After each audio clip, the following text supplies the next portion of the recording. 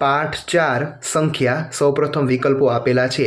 7 સંખ્યાને સંસ્કૃત શબ્દમાં લખો તો કે સપ્ત, પછી 2 ને દ્વે, પછી 8 ને અષ્ટ, પછી 4 ને ચત્વારી, 12 ને દ્વાદશ, ત્રીણી એટલે 3, એકાદશ એટલે 11, એકમ એટલે 1, પંચ એટલે 5, 9 એટલે 9। સંખ્યાવાચક શબ્દ એકાદશનો અર્થ 11 થાય છે। સંખ્યાવાચક શબ્દ ષટનો અર્થ 6 થાય છે। ચત્વારી શબ્દનો અર્થ 4 થાય છે। દ્વાદશનો શું અર્થ થાય છે તો કે 12। નીચેનામાંથી ક્યુ જોડકું યોગ્ય નથી એટલે કે સાચું નથી તો કે અહીં 5 આપેલા છે, લખેલા છે ષટ, એ યોગ્ય નથી। નીચે આપેલું ક્યુ જોડકું સાચું છે તો કે 12 છે, દ્વાદશ સાચું છે। ચાલો નીચે આપેલા શબ્દોને સંસ્કૃત અંકમાં લખો। એકાદશ, 9, ષટ, અષ્ટ, પંચ અને સપ્ત। ચાલો નીચે આપેલા અંકોને સંસ્કૃત શબ્દોમાં લખો। પંચ, પછી અષ્ટ, એકાદશ, ષટ, ત્રીણી, 9, દ્વાદશ અને 10।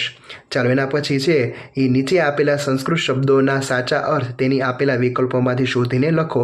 એકમ એટલે 1, ત્રીણી એટલે 3, દ્વે એટલે 2, ચત્વારી એટલે 4, પંચ એટલે 5, 9 એટલે 9, ષટ એટલે 6, એકાદશ એટલે 11, દ્વાદશ એટલે 12 અને સપ્ત એટલે 7। ચાલો એના પછી જોડકા આપેલા છે। ત્રીણી, એકાદશ, દ્વે, ષટ અને સપ્ત।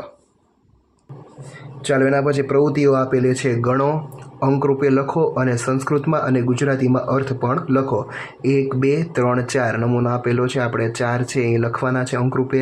પછી ચત્વારી અને પછી 4 એટલે કે સંસ્કૃત અને એનું ગુજરાતી। ચાલો 1, 2, 3, 4, 5, 6, 7, 7 સંસ્કૃતમાં સપ્ત અને ગુજરાતીમાં 7। એવી રીતે તમારે છે અહીં 5, પછી 2, પછી 9, પછી 1, પછી 8, પછી 3, પછી 10 અને પછી 6 ફૂલો ગણીને તેને અંકરૂપે લખીને પછી તેનું સંસ્કૃતમાં અને ગુજરાતીમાં અર્થ લખવાના રહેશે। અહીં તમારું આ ચેપ્ટર પૂરું થાય છે। Thank you.